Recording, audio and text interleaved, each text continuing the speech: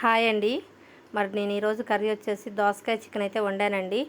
మరి అందరూ దోసకాయ మటను వండుతారు, మరి లేకపోతే చికెన్ గోంగూర వండుతారు, చికెన్ ములక్కాయ వండుతారు. సో మరి చికెను టమాటా వండుతారు. బట్ నేను చికెన్ దోసకాయ వండానండి, చాలా బాగుంటుంది.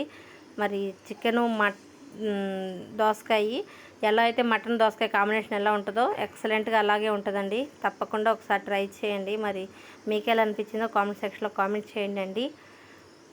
దోసకాయ ఉడకడానికి పెద్దగా సమయం ఏం పట్టదండి. మరి చికెన్ కూడా చాలా సాఫ్ట్గా ఉడికిపోయిద్దండి దోసకాయతో పాటు. టమాటా అసలు ఎక్కడ కూడా వేయాల్సిన అవసరం ఉండదండి. మీ స్పైసీనెస్కి తగ్గట్టుగా కారం వేసుకోండి.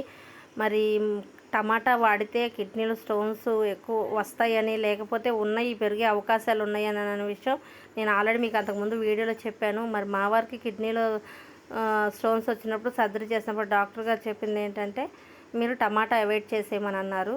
దానివల్ల నేను కూడా మీకు ఇన్ఫర్మేషన్ ఇస్తున్నానండి. ఎక్కువగా కిడ్నీలో స్టోన్స్ రావడానికి టమాటా, హార్ట్కి కూడా టమాటా మంచిది అంటారండి. బట్ చూసి వాడండి, చాలా తక్కువగా వాడండి టమాటా. సో మరి మా వీడియో నచ్చితే లైక్ చేయండి అండి. మా ఛానల్ సబ్స్క్రైబ్ చేసుకొని సపోర్ట్ చేయండి.